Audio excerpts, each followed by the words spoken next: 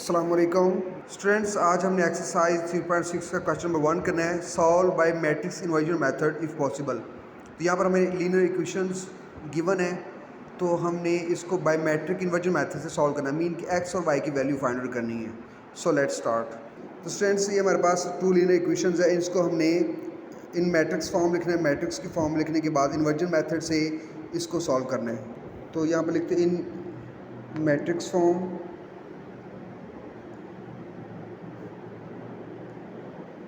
Matrix form में क्या करना कि हमारे पास यहाँ पर एक 2x2 का मैट्रिक्स आएगा। इनके जो कोफिशिएंट हैं वो हमने यहाँ पर लिखने हैं, एक्स के कोफिशिएंट फिर वाई के कोफिशिएंट। तो हमारे पास ये एक मैट्रिक्स आ जाएगा। फिर हमारे पास दूसरा मैट्रिक्स आएगा जो कि मल्टीप्लिकेशन की फॉर्म में होगा एक्स वाई, और ये हमारे पास जो इक्वेशन के अदर साइड पे वो हमारे पास एक अनदर मैट्रिक्स बन जाएगा। अब इन दोनों को मल्टीप्लाई करें तो हमारे पास दोबारा से इक्वेशन बन जाएंगी। तो हमने इसको उल्ट किया है। अब हमने लेट करना है, यहाँ पर इसको ए कह लेना है, इसको एक्स कह लेना है कैपिटल एक्स, और इसको बी कह लेना है। यहाँ से हमने कैपिटल एक्स की वैल्यू फाइंड आउट करनी है। तो हम ए को उधर शिफ्ट करेंगे, उधर जाकर ये डिवाइड नहीं होगा, बल्कि मैट्रिसेस डिवाइड नहीं होते, बल्कि उधर जाकर इन्वर्स हो जाएगा। तो यहाँ से हमने ये इक्वेशन को, इस इक्वेशन को हमने इक्वेशन नंबर 1 कह लेना है। यहाँ से हमने ए इन्वर्स फाइंड आउट करना है। ए इन्वर्स को बी से मल्टीप्लाई करेंगे तो हमारे पास एक्स की वैल्यू आ जाएगी। तो यहाँ पर हम क्या करते हैं, यहाँ पर हम लिखते हैं ए किसके इक्वल है, ए इक्वल है 2, 5, 4 और -3 के।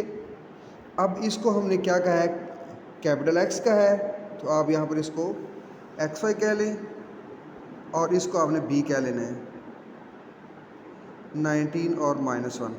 अब यहाँ पर देखिए हमारे पास एक्स वाई की वैल्यू यानी कैपिटल एक्स की वैल्यू फाइंड आउट करनी है। तो हमारे पास ए इन्वर्स होना चाहिए और साथ बी तो हमारे पास अवेलेबल है, लेकिन ए इन्वर्स नहीं है। अब हम ए इन्वर्स फाइंड आउट करेंगे। तो यहाँ पर ए इन्वर्स फाइंड आउट करते हैं। हम यहाँ पर लिखते हैं A inverse is equal to adjoint of A और उसी का डिटर्मिनेंट। तो यहाँ पर इफ़ पॉसिबल स्टूडेंट्स यहाँ पर लिखा हुआ है। इफ़ पॉसिबल का मतलब यही है कि क्या पॉसिबल है या नहीं। तो पॉसिबल वही है कि अगर हमारे पास ये डिटर्मिनेंट जो है ए का 0 आ जाए, यानी ये एक सिंगुलर मैट्रिक्स आ जाए, सो इसका सोल्यूशन पॉसिबल नहीं है।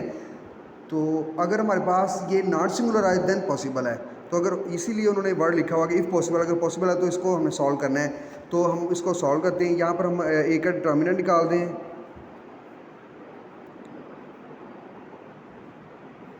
तो यहाँ पर हमारे पास ए का डिटर्मिनेंट आ जाएगा। आपने डिटर्मिनेंट के साइन पुट कर दिया। आपने इन डायगोनल एंट्रीज को आपस में मल्टीप्लाई करना है, 2 और -3 इनको आपस में मल्टीप्लाई करना, और इन डायगोनल को दरमियान में आपने माइनस का साइन, इन डायगोनल एंट्रीज को आपस में मल्टीप्लाई करना है। तो इसको सॉल्व करते हैं। 2 को -3 से मल्टीप्लाई किया तो हमारे पास क्या आ गया, -6, और -5 को 4 से, तो 5 को 4 से मल्टीप्लाई किया तो हमारे पास क्या आ जाएगा, 20। तो दोनों सेम साइन ऐड करेंगे, लेकिन साथ साइन माइनस का आएगा। सेम साइन है, ऐड करेंगे लेकिन साथ साइन माइनस का आएगा। तो हमारे पास ये होगा 26। डिटर्मिनेंट हमारे पास आ गया है 26, which is does not is equal to 0, यानी कि ये सिंगुलर मैट्रिक्स नहीं है। सो इसका सोल्यूशन पॉसिबल है। तो अब हम क्या करेंगे, इसका इन्वर्स फाइंड आउट करते हैं। तो एडजॉइंट फाइंड आउट करना हमने। तो हम एडजॉइंट फाइंड आउट करने के लिए क्या करेंगे, ये एंट्रीज़ की पोजीशन चेंज करनी है और अदर एंट्रीज़ का साइन चेंज करना है। इसके अलावा जो एंट्रीज़ हैं उसके आपने क्या करनी है, साइन चेंज करनी है। तो इन एंट्रीज़ की आपने पोजीशन चेंज करनी है, -3 ऊपर और 2 नीचे आ जाएगा। अब इन एंट्रीज़ के साइन चेंज कर देने, तो ये हमारे पास -5 हो जाएगा और ये -4 हो जाएगा। तो हमारे पास ये एडजॉइंट ऑफ ए आ गया है। अब हम फर्दर क्या करेंगे, ए इन्वर्स फाइंड आउट करना है। आप यहाँ पर एडजॉइंट पुट करेंगे। एडजॉइंट आपने इसी क्वेश्चन में एडजॉइंट पुट करना है ए। तो एडजॉइंट हमारे पास है -3, -5, -4 और 2 डिवाइडेड बाय -26। तो स्टूडेंट्स आप इसको ऐसे रहने दें, डिवाइड नहीं करना आपने। आगे जो है ये जो वैल्यूज़ फाइंड आउट की हमने और बी की वैल्यू यहाँ पर इस इक्वेशन में पुट करेंगे और इसको आगे सॉल्व करेंगे। सो स्टूडेंट्स आपने वो इक्वेशन दोबारा से लिखनी है, ए इन्वर्स बी। तो यहाँ पर हम दोनों साइड्स लिखते हैं और उसको फिर हम मल्टीप्लाई करना है। तो capital X is equal to A inverse हमारे पास -26 है डिटर्मिनेंट, और एडजॉइंट हमारे पास है, एडजॉइंट हमने यहाँ पर लिखा हुआ है -3, -5, -4 और 2। अब बी भी साथ मैट्रिक्स लिखना हमने, तो बी हमारे पास था 19 और -1, तो यहाँ पर आपने 19 और -1 पुट करेंगे। आगे इसको सॉल्व करना है, मल्टीप्लाई करना है, दोनों मैट्रिक्स को मल्टीप्लाई करना है। 26 को एज इट रहने दें, 26 को आप डिनोमिनेटर में एज इट पुट कर दें इस तरह से। अब ये दोनों मैट्रिक्स तो हमने देखना है क्या मल्टीप्लाई हो सकते हैं, तो इसके लिए हम क्या करेंगे, फर्स्ट के नंबर ऑफ कॉलम्स और सेकंड के नंबर ऑफ रोज़ दोनों इक्वल हो देन पॉसिबल है मल्टीप्लिकेशन। अब यहाँ पर देखा कि फर्स्ट के नंबर रोज़ 2 है और दूसरे मैट्रिक्स का जो नंबर ऑफ रोज़ है वो भी 2 है, फर्स्ट के नंबर ऑफ कॉलम्स भी 2 हैं और सेकंड के नंबर ऑफ रोज़ भी 2 हैं, तो देन मल्टीप्लिकेशन पॉसिबल है। हम मल्टीप्लाई करते हैं, फर्स्ट रो को फर्स्ट एक ही कॉलम से मल्टीप्लाई करना है। -3 को -19 से मल्टीप्लाई करते हैं, तो 3 को हमने मल्टीप्लाई करना है 19 के साथ। हमारे पास आंसर है 57, माइनस का आएगा क्योंकि -57, क्योंकि इसके साथ एक टर्म के साथ माइनस था, माइनस प्लस मल्टीप्लाई तो माइनस आ गया। अब हमने -5 को -1 से मल्टीप्लाई किया तो +5 आ जाएगा। सिमिलरली इस सेकंड रो को उसी कारण से मल्टीप्लाई करेंगे, -4 को 19 से मल्टीप्लाई करेंगे, 4 को मल्टीप्लाई करेंगे 19 के साथ तो 76 आएगा। तो 2 को -1 से मल्टीप्लाई किया तो -2 आया। अब यहाँ पर देखिए हमारे पास माइनस का आएगा, -4 को +1 से मल्टीप्लाई +19 से माइनस प्लस से मल्टीप्लाई तो माइनस आएगा, तो 4 को दोबारा से मल्टीप्लाई करके चेक करते हैं, 4 मल्टीप्लाई बाय 19 क्या 76 ही आ रहा है, डेफिनेटली 76 आ रहा है।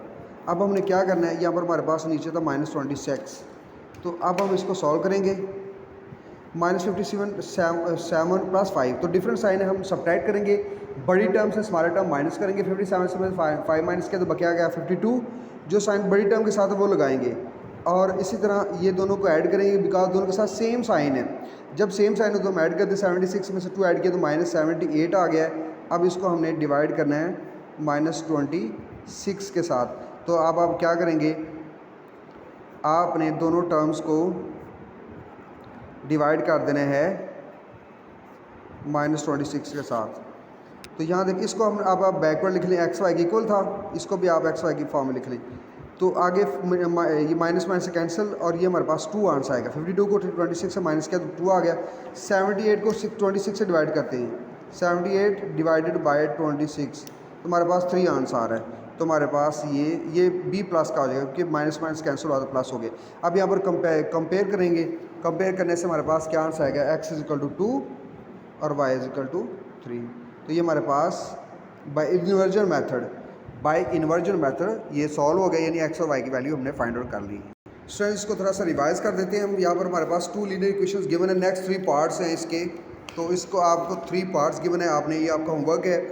तो आपने इसको फर्स्ट आपने मैट्रिक्स फॉर्म लिखना है, तो हमारे पास इनके कोएफिशिएंट 3, 2, 5 और -1 आएगा। y के साथ जो कोएफिशिएंट है वो -1 है, तो -1 आएगा और आपने इसको मैट्रिक्स फॉर्म लिखने के बाद फिर आपने इसको लेट का लेना है, ये 2/2 को a कह लेना है, इसको हमने x कैपिटल X कह लेना है, इसको आपने b कह लेना है। तो यहाँ से x की वैल्यू फाइंड आउट करनी है आपने आप a को उधर शिफ्ट करेंगे, उधर जाकर ये इन्वर्स हो जाएगा। आगे बच्चों हमने कैपिटल X की फाइंड आउट करना है, तो हमारे पास ये a इन्वर्स और b इन दोनों को मल्टीप्लाई करेंगे तो हमारे पास ये x की वैल्यू आएगी। तो यहाँ पर हमने a गिवन है, 2/2 मैट्रिक्स जो है उसको आपने a कह लेना है, उसका आप इन्वर्स फाइंड आउट करना है। तो डेफिनेटली आपने इन्वर्स फाइंड आउट करना सीखा हुआ है, adjoint of A divided by determinant of A. तो स्टूडेंट्स आपने क्या करना है, यहाँ पर फर्स्ट डिटर्मिनेंट फाइंड आउट करना है। अगर हमारे पास वो नॉन सिंगुलर मैट्रिक्स आता है तभी सोल्यूशन पॉसिबल है, अदरवाइज पॉसिबल नहीं है। तो इसका हमारे पास सॉल्व किया, हमारे पास डज नॉट = 0 आया, यानी नॉन सिंगुलर मैट्रिक्स आया, सो इसका सोल्यूशन पॉसिबल है। अब आपने इसका एडजॉइंट फाइंड आउट किया, एडजॉइंट में आपने डायगोनल एंट्रीज़ की जो पोजीशन है वो चेंज कर देनी है और अदर डायगोनल एंट्रीज़ के साइन चेंज कर देने हैं, तो हमारे पास वो इन्वर्स आ जाएगा। अब आपने क्या करना है कि इधर जो इक्वेशन है उसमें आपने ए इन्वर्स की प्लेस पे ए इन्वर्स पुट कर दिया आपने और बी के साथ मल्टीप्लाई करना है। तो स्टूडेंट्स इस तरह से आपने सॉल्व करना है। फिर 26, अब एक और बात, आपने ये नीचे 26 है, इसको आप अभी डिवाइड नहीं करेंगे बल्कि मल्टीप्लाई कर बी के साथ मल्टीप्लाई करने के बाद आप इसको -26 को डिवाइड करेंगे। अब जो नेक्स्ट क्वेश्चन है उसमें भी आपने सेम ऐसे करना है कि -6 को आपने बाद में डिवाइड करना है, मल्टीप्लाई करने के बाद डिवाइड करना है। तो इस तरह से आपने कंपेरिजन करना है, तो हमारे पास x और y की वैल्यू आ जाएगी। स्टूडेंट्स इसके नेक्स्ट 3 पार्ट्स आपका होमवर्क है। स्टूडेंट्स आपको थोड़ा सा हिंट बता दूं, यहाँ पर हमारे पास इसका जो ए मैट्रिक्स बनेगा 1, -2, 2 और 7, और ये एक्स वाई और ये बी मैट्रिक्स बनेगा। सिमिलरली हमारे पास ये 3, ये 2, ये 1 और -2 और एक्स वाई और आगे 2 -2 आएगा। तो इस तरह से हमारे पास ये, तो इन्वर्जन मेथड से स्टूडेंट्स आपने इसको सॉल्व करना है। आपने यहाँ पर इसको ए कह लेना है, इसको कैपिटल एक्स, और इसको बी, ए को उधर शिफ्ट करना है, उधर जाकर ए इन्वर्स हो जाएगा। हमने कैपिटल एक्स की वैल्यू फाइंड करनी है, इसको मल्टीप्लाई करना है, तो आगे सॉल्व हो जाएगा। स्टूडेंट्स ओके, अल्लाह हाफिज़।